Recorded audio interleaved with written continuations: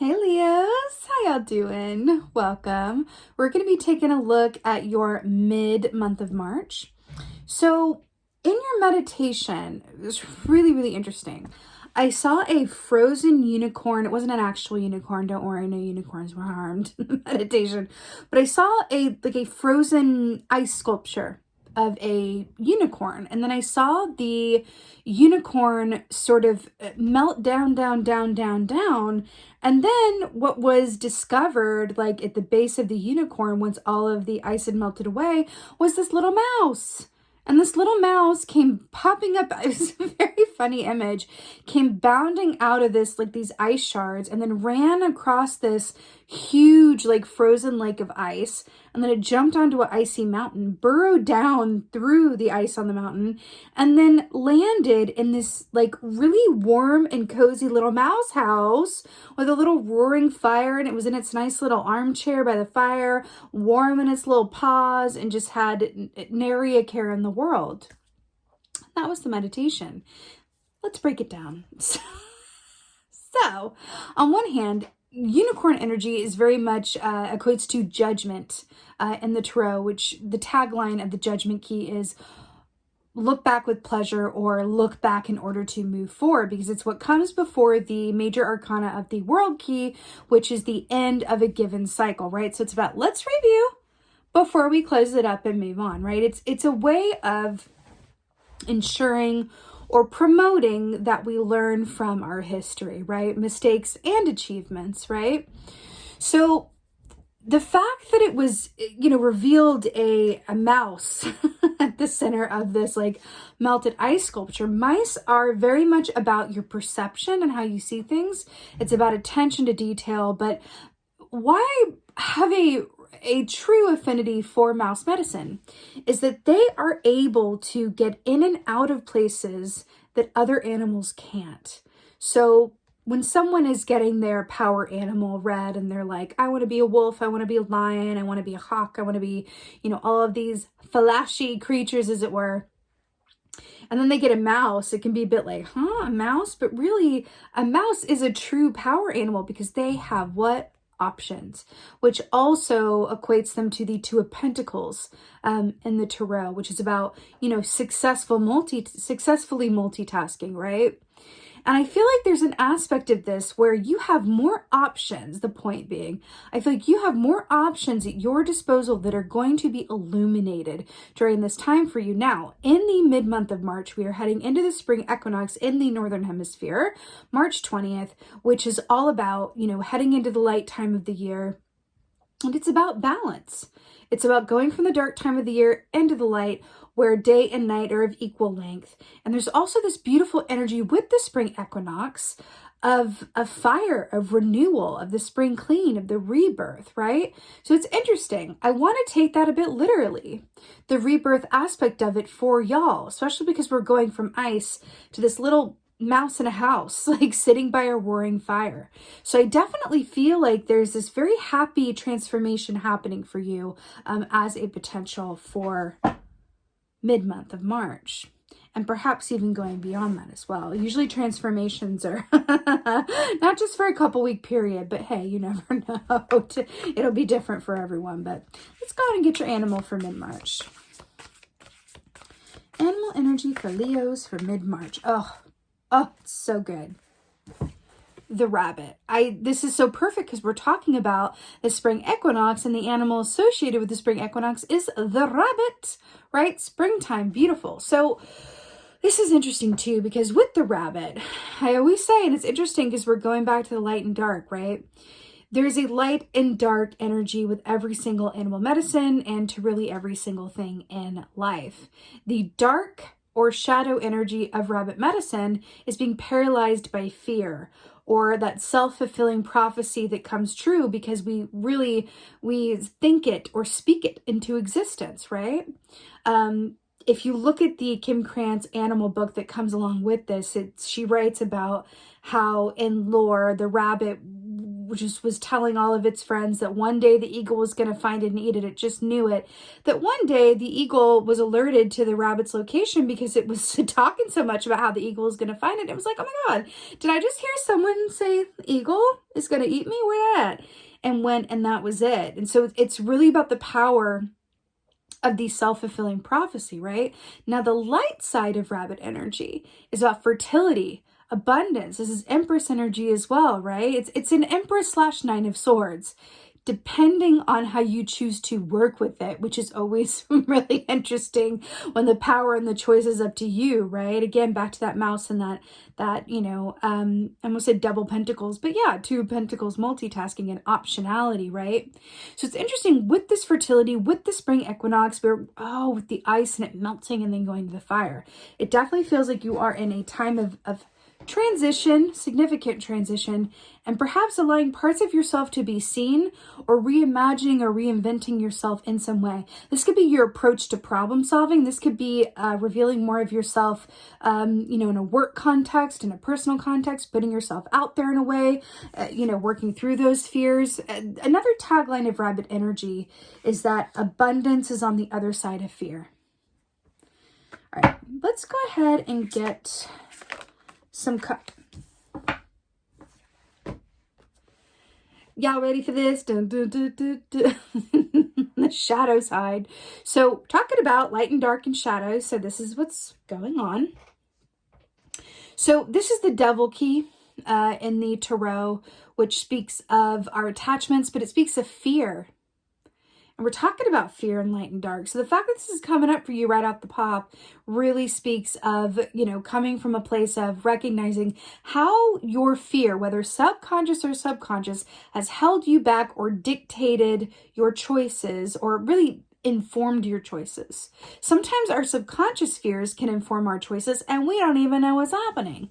That's why we want, as much as possible, really dance with that shadow side and work with it because it's there to inform us, right? Interesting. We got rabbit, which can be about fear, and then the devil, which is about fear. What stories are you attached to? I'm hearing, what stories are you attached to that you can release? What stories that you learned, that you inherited, or that you tell about yourself? Okay. I'm hearing, don't be so quick to believe in your own fiction. It's like that rabbit saying, that eagle's going to eat me. What stories are you telling yourself, right? That are actually fiction, but to you they're facts. Here we are.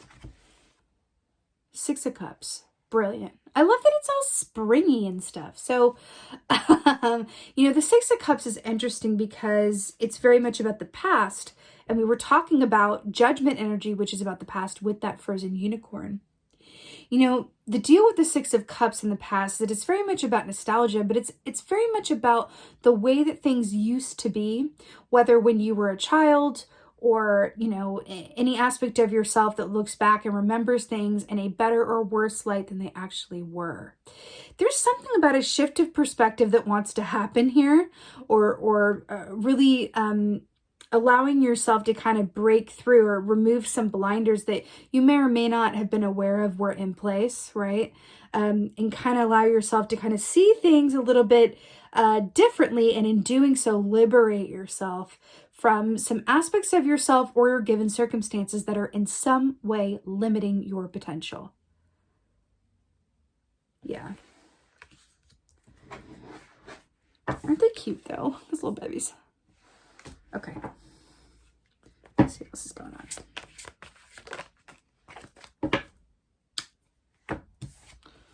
Knight of... I didn't do that well. I'm trying to do the Alyssa Edwards. There it goes. You're like, really? Get to the card. Okay. So we have Knight of Cups here, this is fascinating. It's fascinating. Because Knight of Cups is very much about connecting to work that you love to do. This is my signifier for that. Doing work that you love to do, and also being in emotionally fulfilling relationships, right? But I feel like this is a cup you are extending to yourself. I do. I feel like it's something you're extending to yourself. It's an offer that you're giving yourself and saying like, can I be honest with myself through a lens of acceptance and non-judgment? And in doing so, free myself up from anything that's been keeping me from my highest and best potential, like we said. I feel like this is about an approach to the way that you either do the work that you do or the way that you go about your relationships. And I feel like there's a particular emphasis on what would your life look like? What would your work success look like? What would your interpersonal relationships look like?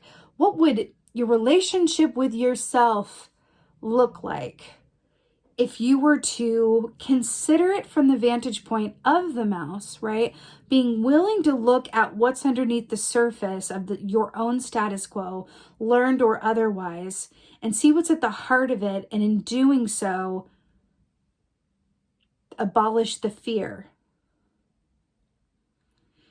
Fear is so often the culprit of so much. And the trickiest part about it is that it's really good at disguising itself as other things. It just is. It's really, really good at that, right? We can look at why we've only come so far in our work, or look at why we've only come so far in our relationships, or look at why whatever else have you, and say there's a million different reasons why, but there's so much of the time fear is the reason in some way, shape, or form. I feel like this is an invitation to sit down with your fear, offer it a cup, and say, let's have a drink and discuss. It really feels like that's what's going on here, especially with the rabbit energy and the devil and the Six of Cups. Really looking at how you've gotten to where you are. See what fear-based choices have been made, and then transmute them to love-based choices. And see what happens from there. Your world would be very different in doing so. Now, I don't mean to make this sound like this is as easy as drinking a cup of tea, which, speaking of which, it's not. It's not. We're human beings. You know what I mean? It's like this is the school of life. But it is something to consider and maybe hold yourself accountable for, and become well-versed in how your fear manifests, overtly and more subtly as well. Ooh, with the mouse and the Two of Pentacles, right? Let's get a clarifier for the devil here.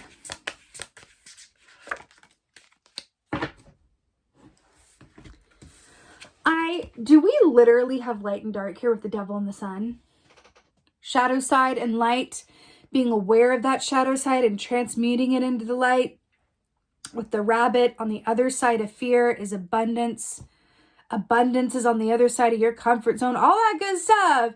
Insert a cliche saying. This is what it is.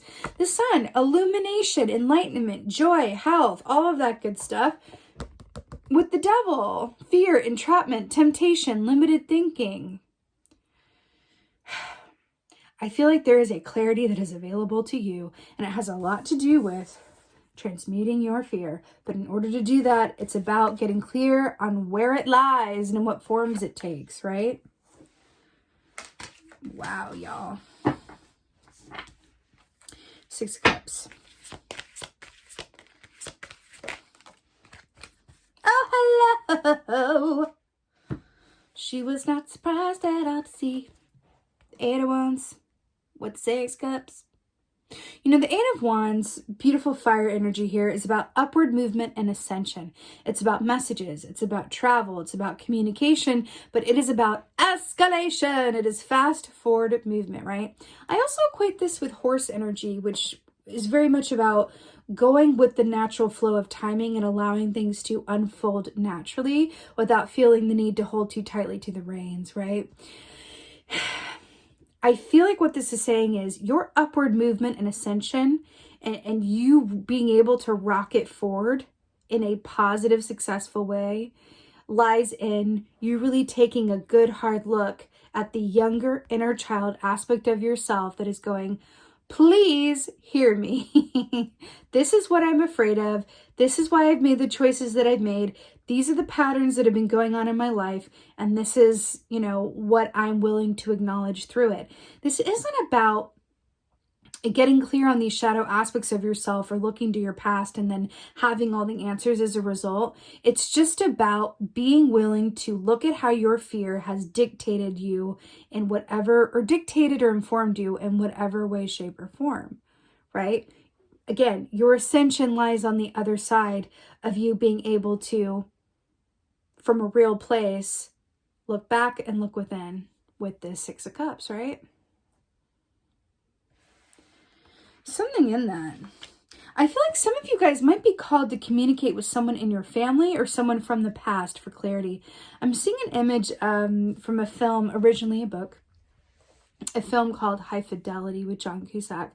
And in that film, he, goes through this breakup, and then he feels inspired to go and revisit all of his exes to kind of learn, what went wrong. And it's interesting that they're showing me that, because I feel like there's a certain aspect of like, perhaps some of you will want to talk to people from your past, whether they're ex-partners, family that you haven't talked to in a while, or friends who knew you when you were this age, right? It can be very illuminating to talk to people who've really known you the longest and really get some feedback around like, hey,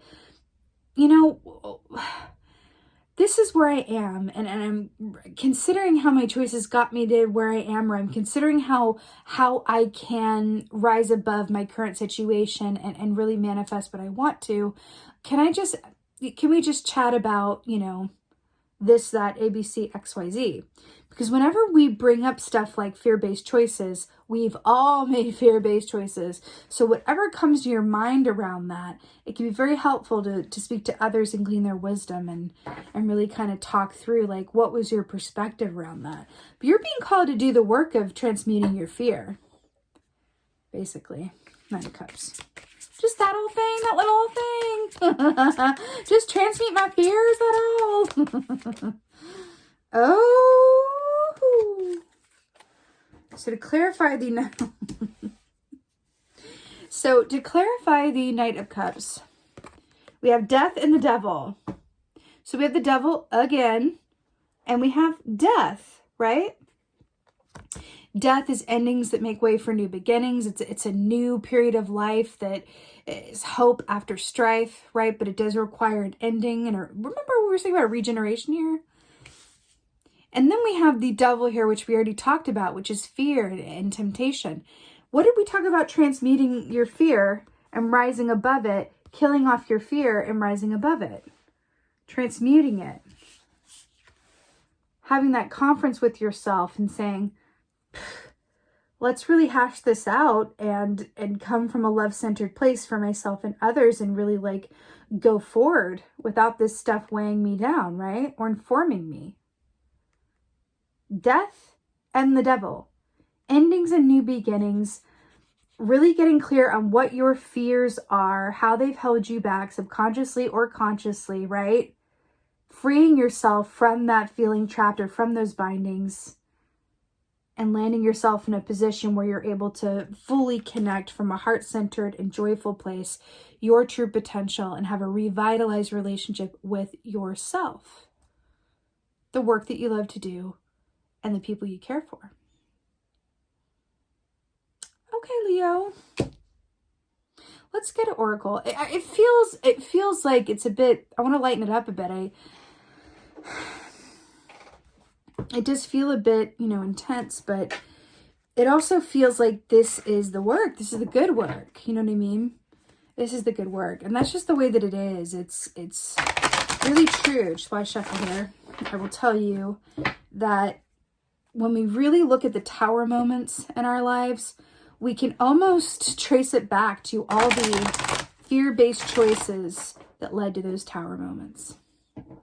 How we avoid some tower moments, not all of them because that's life, but how we avoid, some tower moments is to make love-based choices over fear-based choices, which can be the scarier choice in the moment.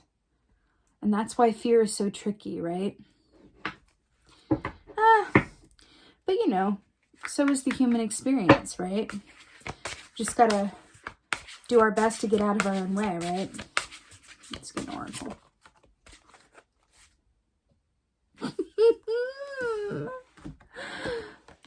Reflection. We've already been talking about this. Reflection. This is all about getting clear on what's inside of and behind you and going on so that you can be very clear on what the truth is and what is keeping you from your highest and best potential life. This is everything that we've been talking about. It's really beautiful. I'm really drawn to the fact that she's reflecting alone. I want to take this as an opportunity. It really feels like, yes, this is good work to do alone, but I would also urge you to really talk to other people who might have a keen insights on some things that may come up for you around this stuff. Let me just give a brief example. Let's say that you are doing work that you're doing work that you're successful at, and you can't complain about that. But you're feeling stressed. You're feeling not as happy as you could, would, or should be. You're not feeling great, not feeling too Knight of Cups about it, but at the same time, it's all good on the surface, right? So that's a question. What is that about? Why am I successful, but I don't feel great in that success? That's a really good example of it's going to be different for everyone, but that's a really good example of a starting point to kind of tap into, well, if I'm not feeling good in my success, then is it really success at all? Or is it just the land of the devil with the material abundance? Because if you don't match that material abundance with the Knight of Cups emotional abundance, then it's not really abundance at all. It is, well, like this, with the Death Key here, it's an illusion, right? Do your feelings match up with your exterior? How does your internal life match up with your external life and vice versa? They say that your external reality is a reflection of your internal world. And I feel like that is very true. And you're being asked to excavate your internal world. Be the mouse. Go beneath that ice. Sit by your own proverbial fireplace and see things from a perspective that only a mouse can. Right? Look at the finer points and details. Look at it from a different angle or side or time. And in doing so, gift yourself with clarity and freedom and acceptance as well, right? Reflection. It's the name of the game for you guys, Leos. I am wishing you guys a most abundant mid-March. I am wishing you guys a very happy spring equinox if you are in the Northern Hemisphere.